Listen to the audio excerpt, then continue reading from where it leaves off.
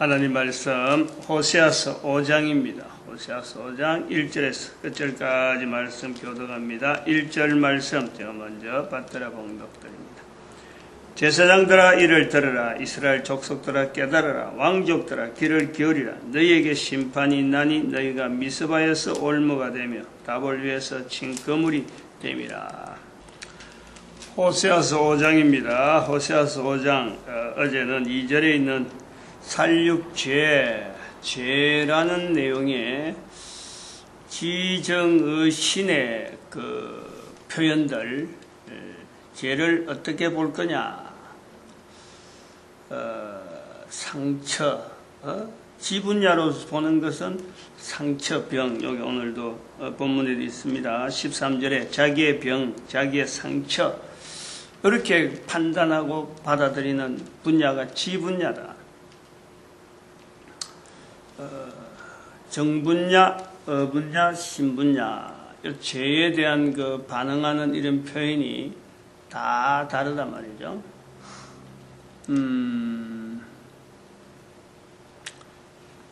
죄에 대해서 우리가 그 인류가 남긴 글이랑 남긴 자료, 뭐 꼭 글이 아니라도 죄에 대해서 철저하게 남기는 그 내용은요, 성경 외에는 없어요. 글을 남긴다는 것은 필요에 의해서 남기잖아요. 글을 써야 되는 사람이 필요에 의해서 쓰고, 또 이 글을 보고 읽는 사람들이 계속 있으니까 이 글이 보존이 되거든요. 성경이 지금부터 수천 년 전에 글을 기록했는데 이것이 지금 남아있다. 그래, 남아있는 것도 어느 특정한 나라에서 뭐 어떤 유물로서 남아있는 게 아니고 각 나라 각국에서 이게 보편적으로 일반 책처럼 하고 똑같은 어떤 형태로 책으로서 유통이 되고 있다. 책 정도가 아니잖아요. 뭔가 새로운 매스컴이 나타나면요, 반드시 그 성경이 먼저 나가요. 인터넷 환경이 되니까 인터넷으로 성경을 알아낼 수 있는 내용이야. 성경에 대한 표현되어지는 내용이, 성경을 나타내는 표현된 내용이, 이거는 뭐 너무 지금 양이 많아요. 어쨌든 엄청나게 많아요. 그것은 뭐냐면은 필요로 하는, 당대에 현재적으로 필요로 하는 사람이 수요가 있으니까 공급이 된다는 거예요. 수천 년 전에 그런 기록된 내용이 지금도 여전히 통용이 되는 책은 성경밖에 없어요. 왜 성경이 이렇게 통용되어지느냐 할 때 수요하는 이 자세에서 보면요, 바로 죄 때문에 그래요. 죄에 대한 언급을 성경은 아주 분명하게 나타내고 있거든.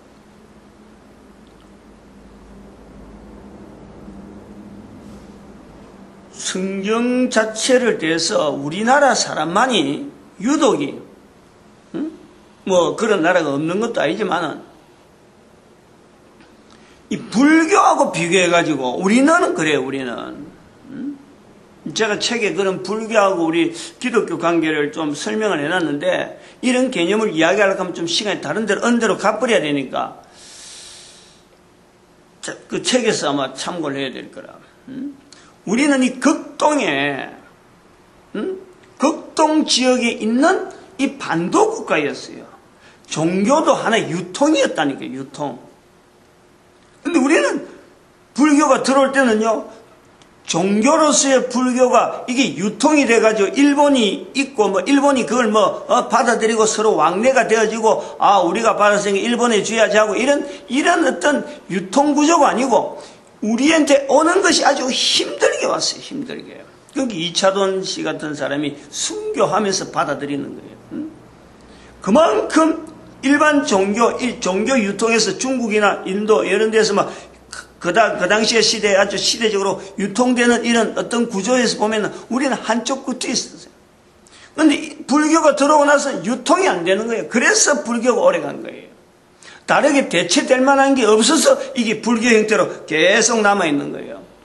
근데 그것 자체가 완벽하다, 올바르다, 이것 자체를 다르게 보고 편향해서 할 만한 다른 대질되어지는 대상이 없어서 이게 불교가 쭉 와가지고 기독교 오니까 불교가 마치 기준인 것처럼 이렇게 이야기하고 있는 것이 바로 우리나라 사람들이에요. 아주 생각을 잘못했어요. 이 바꿔야 되는 거야.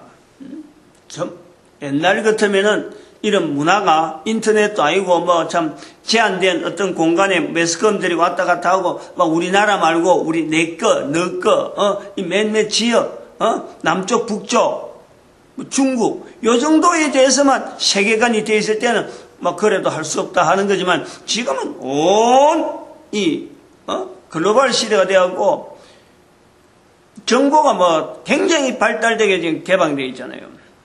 그렇게 지금은 바꿔야 돼. 옛날에 고정된 그런 개념 자체를 바꾸는 이런 어떤 그 개념을 가지고 있어야 돼요. 죄에 대해서 언급해난 집중적으로 죄에 대해서 언급하는 책이 성경책이다. 집중적으로 죄에 대해서 훈련받은 하나의 단위 민족이 이스라엘이라. 그거요. 틀렸다고 할 사람이 아무도 없어요.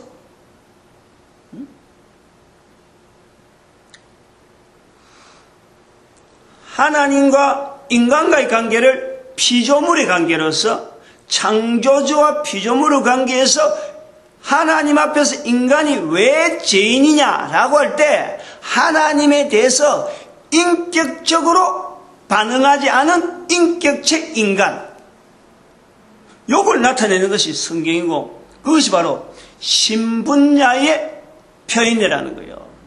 신분야의 표현이라. 그런데 성경에는 또 이스라엘 사회 자체가 신분야의 죄에 대한 것만 있는 건 아니라는 거예요. 이걸 우리가 구분해낼 수 있어야 돼요. 성경을 읽으면서 죄 그러고 그걸 우리가 현장에서 오늘 우리가 적용하는 과정에서 죄하는 거하고 성경에서 죄할 때 이런 표현들은 성경에서 나타나는 궁극적인 죄 구분에 대한 것은 다양한 내용을 표현하고 있는데 그 중에서 나타내는 것은 바로 하나님과 피조물과 인간과의 관계에 세워지는 이 죄 문제는 이게 신분야 영역에서 나타내는 표현이다라는 거예요. 그 영역을 타치하고 그 영역에 대해서 집중적으로 도와주고 우리로 하여금 그건 신분야이기 때문에 인간 자체가 힘으로서는 이걸 할 수 없는 영역, 인간 개인의 능력으로서는 할 수 없는 영역으로 남아있는 죄 분야, 이것을 도우시는 분이 바로 보혜사 성령님이라고 하는 특별한 어떤 존재까지 거기다가 부각을 시키는 거예요.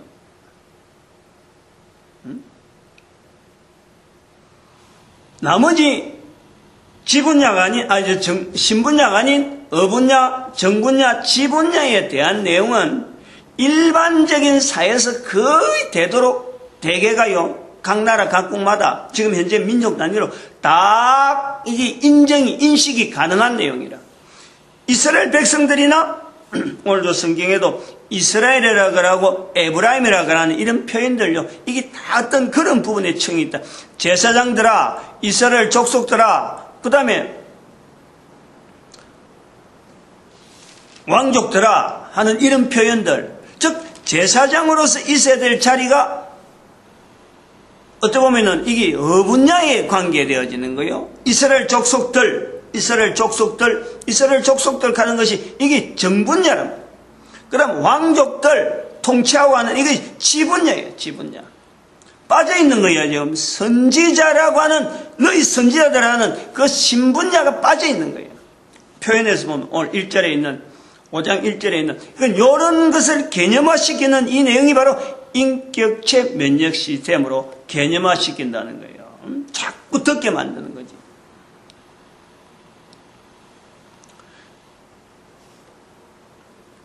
조금 이제 다른 설명을 좀 들어가려고 그래요. 죄라는 것을 다스리고 죄라는 것에 대한 표현이 있었기 때문에 인격체 면역 시스템이라는 이런 논리적인 그리고 전달하고자 하는 이런 체계로 갖고 설명할 수 있는 것이 나왔지, 성경이 없었으면 어림도 없었어요. 어떻게 이런 표현을 할 수가 있겠어? 그러고 성경을 두고 2000년, 예수님 오시고 2000년 하는 이런 구조로 그 성령님의 어떤 예수님께서 성령님을 인정해라 하는 마태복음 12장 31절 32절에 그 내용에 대한 내용을 꽉 잡고 그것 때문에 고민해 보다 보니까 이런 말씀이요, 이런 구조가 나오는 거예요. 그러면은 이 인격체 면역 시스템이라고 하는 이것이 지금은 이론으로 지금은 하나의 무슨 어떤 전달되어지는 어떤 도구처럼 어떤 틀이 있어야 되니까, 불러야 되는 틀이 있어야 되니까 인격체 면역 시스템이라는 말로서 이제 전달되어지는데, 이것이 뭐 보편화되어 버리면 얼마나 좋겠어. 근데 지금은 하나의 이론이며 하나의 학설처럼 일종의 발표한 거지. 무슨 발표해갖고 알려지는 정도밖에 안 돼. 이것이 대학원 코스에서 다시 수용을 해갖고 연구하고 막 이런 어떤 그 과정이 되려면요, 한 30년 지나야 돼요. 지금 이런 발표가 번역되어지고 또 다른 나라 사람들, 다른 여러 나라 사람들이 받아보고, 그게 과연 그러한가 하고 누가 개인적으로 그 자체에 대해서 연구를 해보고, 그러다 어느 정도 틀이 잡혀서 분위기가 들어가면 대학원 코스가 나오고, 그래서 이것을 일반화 시켜야 되겠다 하고 이제 거기서 하나의 대학에서 학과가 나오는 거예요, 학과가.